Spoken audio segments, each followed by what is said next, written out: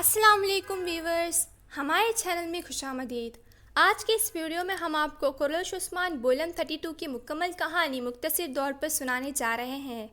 اس سے پہلے براہ کرم سبسکرائب کریں، شیئر کریں، لائک کریں، اور اگر آپ کو اس طرح کی مزید ویڈیوز چاہیے تو نیچے تبصرہ ضرور کریں اور تبصرہ میں یہ بھی لکھ دیں کہ آپ کو یہ کہانی سمجھ میں آئی یا نہیں۔ چلو شروع کرتے ہیں۔ پچھلی قسط بولم 31 میں فلیٹس نے عثمان پر حملہ کیا تھا اور اسی وقت عثمان کی مدد کے لیے بمسی وہاں پہنچا تھا۔ بولم 32 کے آغاز میں بمسی اور عثمان فلیٹس کے فوجیوں کے ساتھ لڑتے ہیں اور اس جال سے بچ جاتے ہیں۔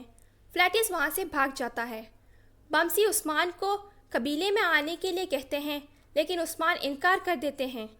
عثمان اپنے والد اور بمسی کے انکار کے باوجود بھی ساوچی کے پاس جانے کے لیے روانہ ہوتے ہیں، لہٰذا بمسی تنہا قبیلے میں جاتے ہیں۔ یہاں مونکے ساوچی کو زخمی کر کے اسے پکڑ لیتا ہے۔ اس کے بعد یاولا کسلان مونکے کے پاس آتا ہے اور اسے کہتا ہے کہ وہ ساوچی سے پوچھیں کہ اسے اس جگہ کا پتہ کیسے ہوا، اور یہ بھی پوچھیں کہ اس جگہ کے بارے میں اور کون جانتا ہے۔ اسی دوران قمر الابدال نے گوکتوک اور بوران کو اہم معلومات دیے جو انہوں نے سنا تھا۔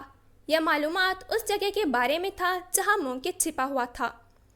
بمسی قبیلے واپس جاتا ہے اور عثمان کے بارے میں سب کچھ ارطغرل کو بتا دیتا ہے۔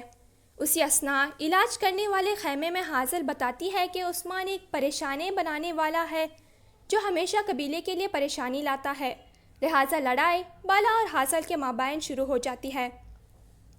اس لڑائی کے انتقام لینے کے لیے حاصل نے یہ خبر پورے قبیلے میں پھیلا دی کہ بالا عثمان کو کوئی اولاد نہیں دے سکتی۔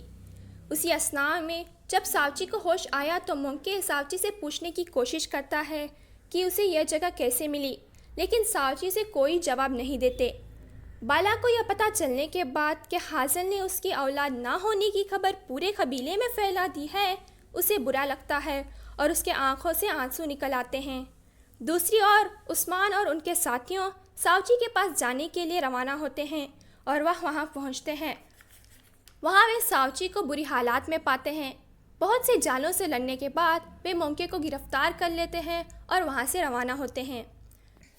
دوسری طرف فلیٹس نکولا کے پاس جاتا ہے اور اسے بتاتا ہے کہ وہ عثمان کو پکڑنے ہی والا تھا، لیکن ایک ریچھ نے آ کر اسے بچا لیا۔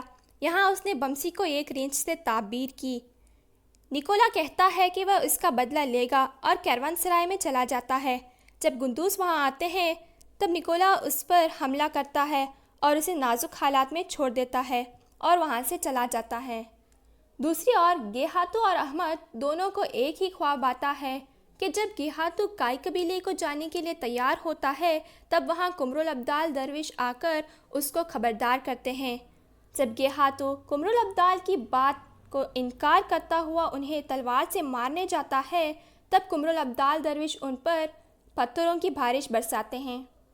قبیلے کو جانے کے راستے میں عثمان نے قمر الابدال سے بات کی جو یہ اطلاع دیتے ہیں کہ راستے میں بہت سے جال بچھی ہوئی ہے، لہٰذا عثمان اور ساوچی راستے تقسیم کرنے کا ارادہ کرتے ہیں۔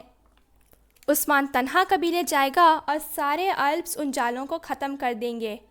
ادھر کائی الپ زخمی گندوز کو قبیلے میں لاتے ہیں اور لینا گندوز کو شفا کرنے کی کوشش کرتی ہے۔ یاولا کسلان نکولا سے ملنے جاتا ہے اور وہاں اس سے کچھ بات کرتا ہے، پھر کائی قبیلے کے پاس آتا ہے اور ارطغرل بے سے ملتا ہے۔ ارطغرل بے یاولا کسلان سے گفتگو کے دوران بیماری کی وجہ سے نیچے گر پڑتے ہیں۔ تمام قبیلے کے لوگ ارطغرل کی حالات کی خبر سنتے ہی اداس ہو جاتے ہیں۔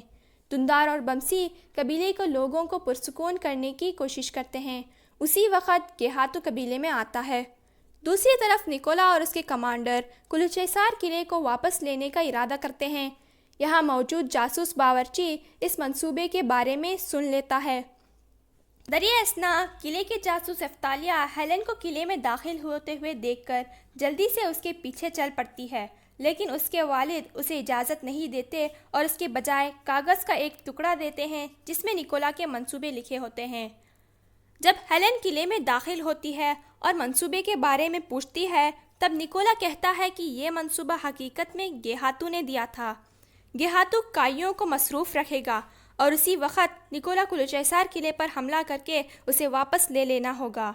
جب افتالیہ اپنے والد کی دی ہوئی کوئی معلومات قلعے سے باہر لے جانے ہی والی تھی، تب قلعے کے فوجی نے دروازہ بند کرتے ہوئے کہا کہ نکولا نے حکم دیا ہے کہ کسی کو قلعے سے باہر نہیں جانے دینا چاہیے۔